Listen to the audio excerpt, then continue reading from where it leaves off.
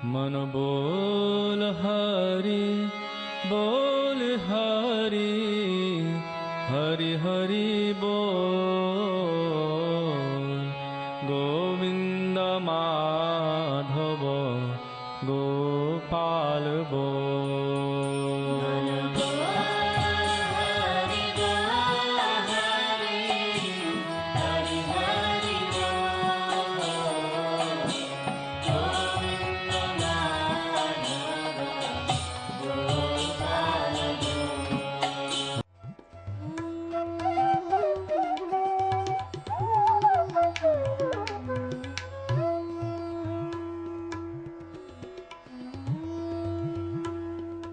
ओम विष्णुपाद अष्टोत्तर शत श्री श्रीमद् भक्ति वेदांत नारायण गोस्वामी महाराज जी का शुभ आविर्भाव सन 1921 में बिहार के बक्सर जिले में मौनी अमावस्या के दिन अर्धरात्रि में हुआ था। प्रारंभ से ही इनकी धर्म में रुचि थी। बचपन में ही उन्होंने गीता रामायण आदि का अध्ययन किया था। संसार से अत्यंत तीव्र वैराग्य होने के कारण 25 वर्ष की आयु में ही वे गृहस्थ जीवन त्याग कर मठ में निवास करने लगे। सन 1946 में उन्होंने नित्य लीला प्रविष्ट ओम विष्णुपाद श्री श्रीमद् भक्ति प्रज्ञान केशव गोस्वामी महाराज जी से विधिवत दीक्षा प्राप्त की तथा सन 1954 में संन्यास ग्रहण किया। मथुरा में निवास करते हुए अपने गुरु की आज्ञा तथा कृपा से अनेक ग्रंथों का हिंदी भाषा में अनुवाद किया है। इनके प्रमुख ग्रंथ हैं श्रीमद् भगवद गीता, गीत गोविंद, जैव धर्म, वेणु गीत, भजन रहस्य, ब्रजमंडल परिक्रमा, श्री श्री वृहद भागवतामृतम। इन सभी ग्रंथों का English, Spanish, Dutch, French, German, Russian, Italian, Portuguese, Chinese आदि विश्व की अनेक भाषाओं में अनुवाद हो रहा है। लगभग पिछले 60 वर्षों से श्रील भक्ति वेदांत नारायण गोस्वामी जी महाराज ने भारत एवं विश्व के सभी प्रमुख देशों में शुद्ध भक्ति का प्रचार किया, अर्थात भक्ति योग की शिक्षा प्रदान की। श्रील गुरुदेव के भक्ति प्रचार कार्य से प्रोत्साहित होकर अमेरिका के ह्यूस्टन के मेयर द्वारा श्रीमान लीपी ब्राउन ने 31 मई सन 2003 को इन्हें ऑर्डिनरी सिटीजनशिप एवं गुडविल एम्बेसडर के सम्मान से विभूषित किया। सन 2003 में ध्वजाचार्य पीठ तथा विश्व धर्म संसद ने श्रील गुरुदेव को कृष्ण भक्ति, विश्व भर में सनातन धर्म के प्रचार प्रसार तथा ब्रजमंडल के संरक्षण एवं पुनरुद्धार हेतु अनेक अथक प्रयासों के लिए योगाचार्य की उपाधि से सम्मानित किया।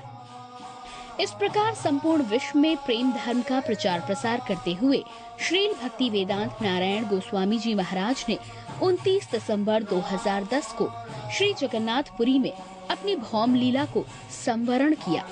वे अपनी दिव्य शिक्षाओं में और अपने निष्कपट आश्रित जनों के हृदय में सर्वदा विराजमान हैं।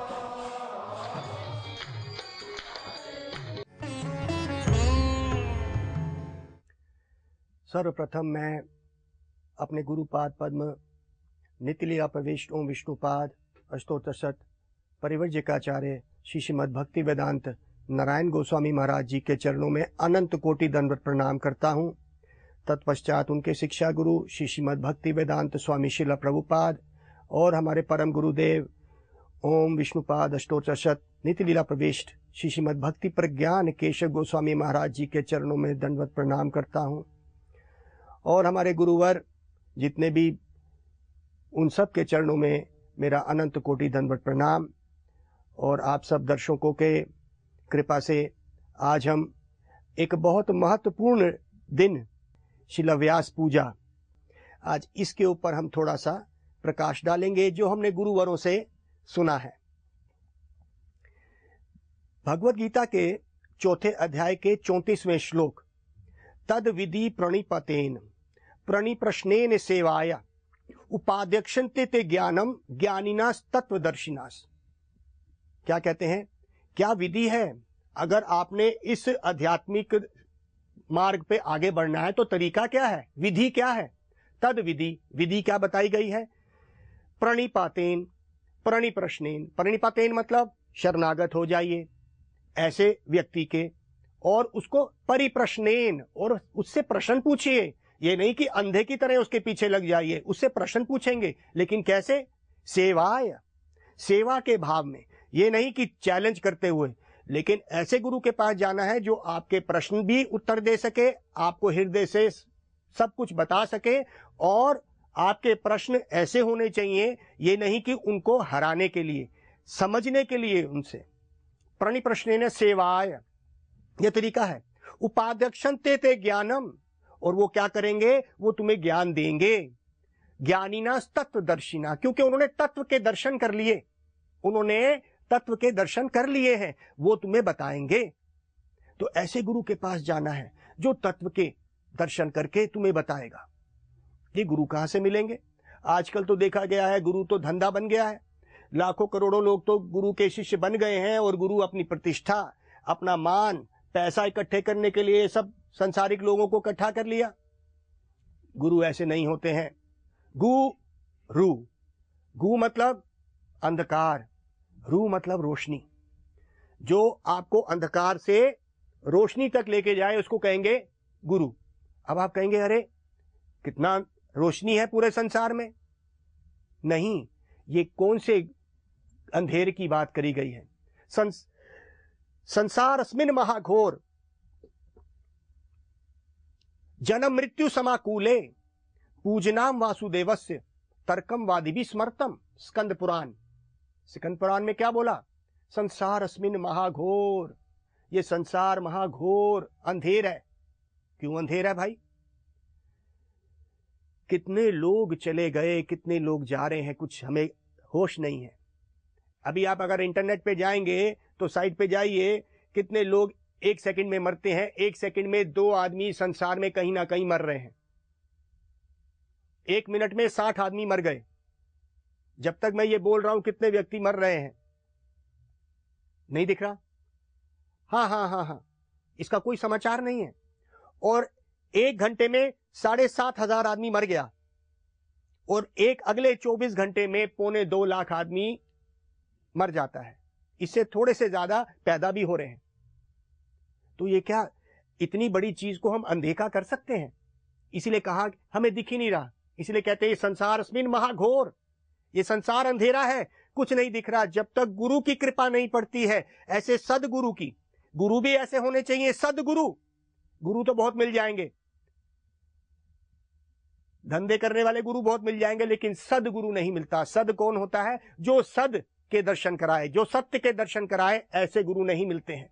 ऐसे गुरु खरीदे भी नहीं जाते हैं। ऐसे गुरु विरले, क्या बहुत ही दुर्लभ है, ये कलयुग में मिलते ही नहीं है। हमें ऐसे गुरु के दर्शन हुए जिन्होंने मुझ जैसे निकृष्ट जीव को भी इस मार्ग में लगा दिया। मैं उन गुरुदेव के चरणों में आज के दिन कोटि कोटि दंडवत प्रणाम करता हूं। कहते हैं ये जो गुरु शिष्य का संबंध है, ये सबसे ऊंचा संबंध है, इसको हम खरीद नहीं सकते, भगवान की कृपा से ही मिलता है। गुरु ना स्यात् स्वजनो, जननी ना स्यात् स्वजनो, पिता ना स्यात् स्वजनो। छठे सिकंद श्रीमद् भागवत। गुरु ना स्यात् स्वजनो, गुरु को गुरु बनने का अधिकार नहीं है। गुरु ना स्यात् स्वजन, स्वजन मतलब अपने शिष्य को। अगर वो जन्म मृत्यु के बंधन से नहीं बचा सके, गुरु को गुरु बनने का अधिकार नहीं है। पिता स्यात् स्वजनो, पिता को पिता बनने का अधिकार नहीं, क्योंकि पिता भी एक गुरु होता है, उसको अधिकार नहीं है पिता बनने का, अगर वो पैदा किए हुए बच्चे को जन्म मृत्यु के बंधन से ना छुड़ा सके। पिता ना स्यात् स्वजनो, स्वजन, पिता के स्वजन कौन होंगे? उसके बच्चे। जननी ना स्यात् स्वजनो, जननी मतलब मां, मां को मां बनने का अधिकार नहीं है अगर वो अपने बच्चों को जन्म मृत्यु के बंधन से छुड़ा ना सके। लेकिन आजकल के गुरु तो क्या है, जन्म मृत्यु की बात तो बहुत दूर रही, वो तो कुछ भी नहीं समझते हैं, लेकिन गुरु शिष्य करे जा रहे हैं। तो इसमें पता चलता है गुरु का एक फर्ज है शिष्य को शिष्टाचार, डिसिप्लिन वो सिखाए। जैसे आज के गुरु डरते हैं अपने शिष्य को बोलते हुए, 4 नियम जो हमारे वेदों में शास्त्रों में लिखे हैं, 4 नियम का पालन करना है। क्या? मांस, मच्छी, अंडा सेवन नहीं करना, प्याज लहसुन तक का भी सेवन नहीं करना, ये पहला। पराई स्त्री से संबंध किसी तरह से भी नहीं रखना, अवैध संबंध। किसी तरह का भी सट्टेबाजी नहीं करना, और किसी तरह का भी नशा, नशा क्या? किसी तरह का नशा में शराब और किसी तरह का भी ड्रग्स और किसी, यहां तक कि चाय और कॉफी तक नहीं लेना। क्यों भाई? क्योंकि उसमें नशा है, उसमें कैफीन है। तो कोई गुरु अगर ऐसे बताएगा तो वो गुरु बनेगा, लेकिन वो गुरु यहीं तक ना सीमित रखे अपने शिष्यों को, और उसके बाद भगवान का नाम भी, जो हरे कृष्ण कृष्ण कृष्ण हरे हरे, हरे राम राम राम हरे हरे, ये देते हुए और नियम का पालन करवाएगा। शिष्टाचार तब होगा जब भी गुरु को शिष्यकरण करना चाहिए। अगर उसका शिष्य ये काबिल नहीं है तो ऐसा नहीं करे। गुरु का गुरुत्व यही है। गुरु और शिष्य का संबंध बहुत ही शुद्ध माना गया है हमारे शास्त्र में। उसके बीच में ना कोई अहंकार होना चाहिए, पवित्रता इतनी होनी चाहिए कि गुरु को किसी तरह का भी लालच अपने शिष्य से नहीं होना चाहिए। कोई शिष्य का पैसा, शिष्य की शोहरत, इस सब चीजों से गुरु शिष्यकरण अगर होगा तो अंध यथंध है रूपानी मनसा, एक अंधा दूसरे अंधे को लेके कहां गिरेगा? खाई में गिरेगा। जबकि गुरु का क्या फर्ज है? जन्म मृत्यु के बंधन से छुड़ा के राधा कृष्ण के चरणों में, भगवान के चरणों तक पहुंचाना, यह गुरु का फर्ज है। अगर ऐसा गुरु नहीं कर रहा, आपको उस सद के दर्शन, उस राधा कृष्ण के दर्शन जो ब्रज में, उस प्रेम में हमें नहीं डुबो सकता, ऐसे गुरु को छोड़ देना चाहिए। हमारे शास्त्र में है, ऐसे गुरु को त्याग दीजिए और ऐसे गुरु के पास जाइए जो आपको वहां तक लेके जाएंगे, इसी को ही गुरु कहेंगे। ये संबंध बहुत ही पवित्र है, किसी लालच से या संसारिक किसी भी काम क्रोध से बंधा नहीं हुआ है। यह है गुरु शिष्य का संबंध। एक बड़ी सुंदर कथा हमारे गुरुवरों से हमने सुनी। उसमें कहा गया कि एक जवान लड़का था, वो किसी तरह से आध्यात्मिक संसार में थोड़ा उसकी रुचि थी, मंदिरों में जाता था। एक ऐसे गुरु के उसको दर्शन हुए जहां पे वो रुक गया। अभी जवान है लेकिन उस आश्रम में वो रुक गया। गुरुजी ने उसको संदेश दिया भगवत गीता का। कुछ ही समय बाद उसके माँ बाप दौड़े दौड़े आए। उन्होंने गुरुजी को कहा, गुरुजी देखो, हमने तो कितना पढ़ा लिखा के बड़ा कर दिया, इतने पैसे लगा दिए, अब हम बुढ़ापे में क्या करेंगे, इसको आप छोड़ दीजिए। तो गुरुजी ने कहा, हमने तो कभी इसको पकड़ा ही नहीं है। गुरु ने शिष्य को समझाया कि देखो बेटा, असली में ये संसार तो क्या है, दुख भरा है, आपकी क्या इच्छा है अब वो करिए। फिर भी उसको भगवत गीता का ज्ञान देते हुए शिष्य ने कहा कि माता पिता हैं और मेरा विवाह करना चाहते हैं, मैं फिर भी आपके पास आता रहूंगा। तो गुरुजी ने समझ गए कि शिष्य का इच्छा इस संसार में जाने की है। गुरुजी ने कुछ नहीं कहा। कुछ समय बीत गया, उस लड़के की शादी हो गई, उसके बच्चे हो गए, और कुछ समय बाद वो लड़का दोबारा मिलने आया कुछ साल बाद अपने गुरुजी को। गुरुदेव ने उनको देखा और कहा कि अरे भाई कैसे हो? तो लड़के ने बोला, मैं तो बड़ा खुश हूं। अच्छा, तुम्हारे माँ बाप खुश हैं? कहते हाँ, वो भी बड़े खुश हैं। कहते अच्छा, सब आनंद में हैं? कहते हाँ, सब आनंद में हैं। फिर बोला, देखो बेटा, जो गुरु शिष्य का संबंध है वो ही हमें इस संसार से बचा सकता है। कहते हाँ हाँ, मुझे पता है। कहते देखो, एक मैं आपको एक पुड़िया देता हूं, उसमें कुछ दवाई है, जब आप उस पुड़िया को खा लोगे तो बाहर से आप ऐसे लगेगा कि आप मर गए हैं, लेकिन अंदर से आपकी धड़कन चल रही होगी और आपके कान भी खुले होंगे। आप ये पुड़िया घर जाके खा लेना। तो शिष्य ने कहा ठीक है। वो शिष्य घर गया, उसने क्या किया, वो पुड़िया खा ली और वो मर गया। वैद्य को बुलाया गया, नब्ज देखी गई, ना नब्ज चल रही है ना दिल चल रहा है। अभी तो नया विवाह हुआ है, छोटे छोटे बच्चे हैं। जैसे ही पत्नी ने देखा कि पति को कुछ हो गया, बड़ी जोर जोर से छाती पीट के, दहाड़ के, मारने के रोने लग गई। पूरे गांव को इकट्ठा कर लिया एक औरत ने। कितना प्रेम! थोड़ी देर बाद जब मां को पता चला, भागी भागी मां आई। मां बड़ी जोर जोर से रोने लग गई, भाई जिसका बच्चा मर जाए। पिता आया, वो रोया। भाभी आई, वो रोई। और उसके बाद उसके भाई सब रोने लग गए। पूरा गांव इकट्ठा हो गया। गुरुजी को पता था कि ऐसा होने वाला है, उन्होंने तो पुड़िया खिला दी थी। तो गुरुजी थोड़ी देर में वहां पहुंच गए। सब लोगों ने देखा, अरे इनका गुरु आ गया है, गुरु आ गया है, हम इन्हीं का इंतजार कर रहे थे। इनके पास कितना जाता था वो, इनका इसका दिल कितना था इनके पास। ओ, हम तो क्या करते हैं, इन गुरुदेव से पूछते हैं कुछ बात हो जाए तो। गुरुजी बड़े ध्यान से लड़के को देखते रहे, घर वालों की बातें सुनते रहे। चिल्ला रहे हैं घर वाले, हाय मेरा बेटा, हाय मेरा पति, हाय मेरा भाई, सब चिल्ला रहे हैं, छाती पीट पीट के चिल्ला रहे हैं। तो गुरुजी ने देखा कि इतना दुख है इनके पास, ये बच्चा सुन रहा है, कितना दुख है। गुरुजी तो समझ रहे थे ये क्या बातें कर रहे हैं आपस में, लेकिन गुरुजी ने बोला, देखो भाई, आप लोग इतना रो रहे हैं, देखो मेरे पास एक मंत्र है, उससे क्या होगा कि ये तो जिंदा हो जाएगा जो मर गया है, लेकिन इसके लिए किसी को अपने जान देनी पड़ेगी, तब तो ये जिंदा हो जाएगा। मेरे पास एक ऐसा मंत्र है। तब सब लोग सोचने लग गए और एक दूसरे के पीछे सुनने लगे कि अरे भाई ये कौन देगा। तो गुरुजी पहले गए उनके पिताजी के पास, जो मर गए हैं, जो लड़का मर गया है उसके पिताजी के पास गए। पिताजी को बोला, देखो भाई, आपका तो लड़का मर गया है, आपका तो जीवन अब लगभग पूर्ण होने ही वाला है, तो आप बच्चे की जिंदगी को दे दीजिए। अरे भाई, कैसी बात कर रहा है तू, मेरी अभी 3 जवान लड़कियां हैं, उनकी शादी करनी है मैंने, और मेरे और बाकी लड़के भी तो हैं, मेरा अकेला लड़का थोड़ी ना था ये। अच्छा, तो गुरुजी पीछे हट गए। फिर उनकी माँ के पास गए, वो तो बड़ी जोर जोर से छाती पीट रही थी, मेरे बच्चे को क्या होगा, वो मर गया।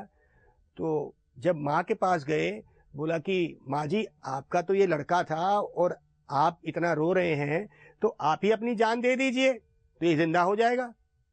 अरे गुरु, तू कैसा गुरु है, तेरे को पता नहीं है कि मेरा तो अभी सुहाग जिंदा है, मेरे को तो अपने पति के सेवा तो करनी है, मेरा तो पहले पति है, उसके बाद ही तो मेरे रिश्ते होते हैं।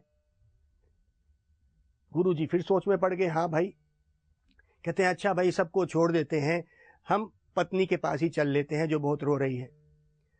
कहते देखो बेटा, ये जिंदा हो जाएगा, आप इतना जो रो रहे हैं, आप अगर अपनी जान दे देंगे तो ये जिंदा हो जाएगा, मैं ऐसे एक मंत्र फूंक दूंगा। तो अरे गुरुजी, अगर मैं ही नहीं रही तो ये जिंदा भी हो गया तो उसका क्या फायदा। तो जब गुरुजी ने देखा कि ये तो सारे ऐसे ही बोल रहे हैं और गुरुजी तो जानते थे, तो गुरुजी ने उसको सुनवाने के लिए ये सब बात करनी शुरू करी। वो सुन रहा है लेटा हुआ, उसको सब पता चल रहा है। उसी वक्त ही गुरुदेव उसके कान के पास गए और उन्होंने उसको वो मंत्र फूका और वो खड़ा हो गया। अब वो जान गया कि ये संसार में कोई असली रिश्ता नहीं है, सब अपने लिए ही जीते हैं और अपने लिए ही मरते हैं, और मेरा संबंध गुरुदेव से है और गुरु ही मेरे को भगवान से मिला के देगा। और वो उठा और गुरुदेव के आश्रम में चला गया और फिर भजन में वहां पे चला गया। तो कहते हैं कि भाई, ये गुरु शिष्य का संबंध बहुत ही महत्वपूर्ण है, और खासकर मनुष्य जीवन में नरदेहम सुलभम सुदुर्लभम प्लावम सुकल्पम गुरु कर्णधारम मयानुकुलेना निभास्वतरितम पूमम भवब्दिम स नतरेत स आत्महा। आत्महत्या, आत्महा। श्रीमद् भागवत में ये बोला है, नरदेहम, जिसने नरदेह प्राप्त किया, नरदेहम सुलभम, सुलभम मतलब मिल गया किसी को, 84 लाख योनियों में चलते चलते हमें ये मनुष्य जीवन मिला। और क्या किया, सुलभम सुदुर्लभम, ये दुर्लभ नहीं सुदुर्लभ है, दुर्लभ से भी ज्यादा दुर्लभ, सुदुर्लभ है, इसलिए यहां पे विशेषण लगा दिया, दुर्लभ का भी सुदुर्लभ। प्लावम सुकल्पम गुरु कर्णधारम, प्लावम मतलब किश्ती, प्लावम सुकल्पम गुरु कर्णधारम, ये शरीर को जिसने मनुष्य जीवन में आके एक किश्ती की तरह इस्तेमाल नहीं किया, क्योंकि इसमें आत्मा है, और भव सागर से पार करने के लिए, ये भव सागर क्या है, जन्म मृत्यु बुढ़ापा बीमारी का, अगर उसने पार करने के लिए ये नहीं किया, गुरु कर्णधारम, और कर्णधार मतलब कैप्टन, जिसने गुरुवरों को नहीं अपनाया इस मनुष्य जीवन में आके, मानुकुलेन निभास्वतरितम, और जिसने इन वेद शास्त्रों को उन हवाओं की तरह से नहीं अपनाया, ये वो हवाएं जो उस समुद्र के ऊपर चल रही हैं, अर्थात ये जो शास्त्रों की जितनी बातें हैं हमें उस तरफ, उस भाव में लेके जाएंगी जहां पे स्वयं भगवान है। तो कहते हैं कि वो हवाओं को तो कहा दिया कि वेद और शास्त्र, गुरु को कह दिया कैप्टन, और ये जो किश्ती है ये हो गया हमारा शरीर। मयानुकुलेन निभास्वतरितम पूमम, पूमम मतलब वो पुरुष, पूमम भव अब्दिम, इस भव सागर से, अब्दिम मतलब सागर, पूमम भव अब्दिम न तरेत स आत्महा, जिसने ऐसा नहीं किया, जिसने गुरु को कर्णधार नहीं बनाया, आत्महा उसने जानबूझ के अपनी हत्या ही करी। ये श्रीमद् भागवत में कहा गुरु इतना करना जरूरी है, लेकिन गुरु मिलेगा कैसे? गुरु है कौन? तो गुरु उस सद के दर्शन कराएगा, उस सच्चिदानंद राधा कृष्ण के, वहां दर्शन कराएगा आपको, उसको गुरु कहना। अगर ऐसा नहीं करा रहा तो वो गुरु नहीं है, इसीलिए उसको छोड़ देना ही ठीक है। ये व्यासदेव जी कौन है? व्यासदेव जी पराशर मुनि के लड़के हैं, उनके संतान है, पराशर ऋषि के संतान है व्यासदेव जी। नारद जी से इन्होंने दीक्षा ली है व्यासदेव जी ने। कहते हैं कि पराशर ऋषि एक बार मथुरा के पास पहुंचे, यमुना पार करना था, शाम का समय था, नाविक ने अपनी नाव रोक दी थी, पराशर ऋषि को नाव के उस पार जाना था, तट के उस पार जाना था। तो देखा इतना बड़ा संत आया है, तो उस नाविक ने अपनी लड़की सत्यवती को बोला कि सत्यवती तुम जाके पराशर ऋषि को उस घाट पे छोड़ाओ। तो वो उसकी नाविक की जो लड़की है उसको उन ऋषि को लेके दूसरे तट पे जाने लगी। पराशर ऋषि ने उनको देखा और देखते के साथ ही, क्योंकि ऋषि मुनियों में इतनी शक्ति होती है कि देखते के साथ ही सत्यवती गर्भवती हो गई। गर्भवती हो गई और वो डर गई कि अब समाज क्या कहेगा, मैं तो गर्भवती हो गई हूं, मेरे पिता क्या कहेंगे। तो पराशर ऋषि ने उसी वक्त ही अपनी योग सिद्धि से उस बच्चे को इस संसार में प्रकट कर दिया और वो 16 साल का हो गया। और वो थे कौन? स्वयं वेद व्यास जी। वेद व्यास जी क्योंकि एक ऋषि की संतान है, उनका शुरू से ही रुझान इसी में ही था। उन्हीं के पुत्र आगे सुखदेव गोस्वामी जी, इन्होंने भागवत कही परीक्षित महाराज को। व्यासदेव जी आध्यात्मिकता में उन्होंने नारद जी से दीक्षा ली। नारद जी किसके शिष्य हैं? ब्रह्मा जी के। व्यासदेव जी ने सारे ग्रंथ लिख डाले, वेद पुराण सब कुछ लिख डाला, चारों वेद, ऋग्वेद, सामवेद, यजुर्वेद सब लिख डाले, लेकिन उनको संतुष्टि नहीं हुई। उन्होंने अपने गुरु नारद जी से पूछा कि मेरे को भी संतुष्टि नहीं हुई, मैंने वेद पुराण सब लिख दिए, लेकिन मेरे हृदय में कुछ ऐसा दुख है, मेरे को आनंद की अनुभूति नहीं हो रही। तो नारद जी ने कहा, अरे भाई तुमने सारे शास्त्र लिख दिए, क्या तुमने भगवान की लीलाओं के बारे में कुछ वर्णन किया? क्या तुमने ये बताया कि वो गोपियों की मटकी फोड़ देता है? क्या तुमने वो बताया कि वो भूखा होके यशोदा मां के आंगन में मक्खन चुरा लेता है? क्या तुमने ये बताया कि जब यशोदा मां डंडा उठाती है तो वो रोने लगता है? कहते नहीं, ये तो मैंने बताया नहीं। तो कहते हैं ये बताइए, क्योंकि अभी तक जो तुमने शास्त्र लिखे थे वो किसके थे? धर्म, अर्थ, काम और मोक्ष। धर्म मतलब एक व्यक्ति धार्मिक है, परिवार पाल रहा है, धर्म से पाल रहा है, धर्म से काम कर रहा है, धर्म। उसके बाद क्या करता है? धर्म करने पे अर्थ, अर्थ मतलब पैसा कमाता है, वो भी बड़े अच्छे साफ पवित्र तरीके से पैसा कमा लेता है। धर्म करा, अर्थ करा, ये हमारे शास्त्र बता रहे हैं ऐसे करना। काम, फिर हमारी इंद्रिय तृप्ति हो जाती क्योंकि हमारे पास पैसा है, या हमने जो धर्म और अर्थ किया, पैसा वर्जित इकट्ठा किया, तो क्या हुआ हमारे पास? अब हमारे पास काम की संतुष्टि हो सकती है, हम अपनी इंद्रियों को संतुष्ट कर सकते हैं। उसके बाद अगर हम इसी मार्ग पे चलेंगे तो मुक्ति होगी, लेकिन आनंद की अनुभूति नहीं होगी। आप ऐसा शास्त्र निकालिए। तो उन्होंने क्या निकाला? निगमा कल्पत्रो गलितम फलम, जितने भी सुख मुखाद अमृत द्रव्य संयुक्तम, पीबत भागवत पुराण अमलम, मुहुरहो रसिक भुवि भावुकः। कहते हैं ये सारे वेदों का पका हुआ जो फल है वो है श्रीमद् भागवत। अब आप इसको बनाइए। और नारद जी ने बोला और उनके हृदयांगम हुआ वेद व्यास जी के, उन्होंने भागवत लिखी। तो वेद व्यास जी ने उन भागवत को उस रस भरे निगमा कल्पतरो, वो जितने भी वेद शास्त्र हैं ये उस पेड़ की टहनी और पत्ते हैं, लेकिन ये श्रीमद् भागवत जो है वो पका हुआ फल है। तो ये हमारे गुरुवरों ने हमें वही पका हुआ फल, हमारे गुरुवर आज हमारे पास इस व्यास पूजा में वो लेके आए हैं, और आज खास उनकी कृपा है हमारे ऊपर कि हम उस गुरुवरों का मनन करें और उनके चरणों में शरणागत होके बोले कि हे प्रभु, हमें भी उसी ज्ञान का, जिस तरह वेदव्यास जी अपने हृदय में अपने गुरु की कृपा से उस ज्ञान को प्राप्त करके सुखी हो गए, हम भी उसी गुरु परंपरा में अपने गुरुदेव नित्य लीला प्रविष्ट ओम विष्णुपाद श्री श्रीमद भक्ति वेदांत नारायण गोस्वामी महाराज जी के चरणों में प्रणाम करते हैं। आज उन्हीं की कृपा से और उन्हीं का कार्य करने के लिए मैं एक तोते की तरह आपके सामने बोल रहा हूं, और कहा है कि जब तक गुरु की कृपा नहीं पड़ेगी ये जीवन में हमें सुख नहीं मिल सकता। आचार्य माम अभी जानती, भगवान ने क्या कहा?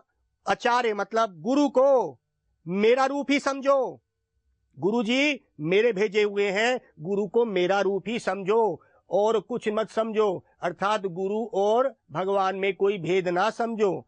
लेकिन गुरु ये कभी नहीं कहे कि मैं भगवान बन गया हूं, और शिष्य की जितनी भी पूजा है वो इस तरह से उसको ग्रहण करे कि मेरे गुरु के लिए मैंने इस पूजा को ग्रहण करा और मेरे गुरु ने उनको गुरु को दिया, और ये व्यास पूजा व्यास देव जी तक, और व्यास देव जी वो पूजा कहाँ पे देंगे? स्वयं कृष्ण तक ही उस पूजा को पहुंचाएंगे। तो आज इस व्यास पूजा में हम अपने गुरुवरों के चरणों में प्रणाम करते हैं, जिन्होंने उस दिव्य ज्ञान को इस संसार में प्रकाशित करके हम जैसी जीवात्माओं को ब्रह्मांड भ्रमेती कौन भाग्यवान जीव, गुरु कृष्ण प्रसाद पाए भक्ति लता बीज। ब्रह्मांड भ्रमेती, हम भ्रमण कर रहे हैं इस पूरे ब्रह्मांड के ब्रह्मांड में। ब्रह्मांड भ्रमेती कौन भाग्यवान, कौन सा ऐसा भाग्यवान जीव है? गुरु कृष्ण प्रसाद पाए, गुरु की कृपा से कृष्ण मिले और कृष्ण की कृपा से गुरु मिले, और ये आवागमन का चक्कर तब छूटेगा। ऐसा कौन सा जीव है जिसको गुरु और कृष्ण दोनों मिल गए? तो यहाँ पे हमें शास्त्र पूछ रहे हैं, ब्रह्मांड भ्रमेती कौन भाग्यवान जीव। तो आप वही भाग्यवान जीव बन जाइए और गुरु करण करिए, और गुरु भी ऐसा जो सद के दर्शन कराए, उस सतता के दर्शन कराए, इस संसार में हमें मोह जाल में ना फंसाए। गौर प्रेमानंदे हरि हरि बोल। मन बोल हरि बोल हरि हरि हरि बोल, गोविंद माधव गोपाल बोल।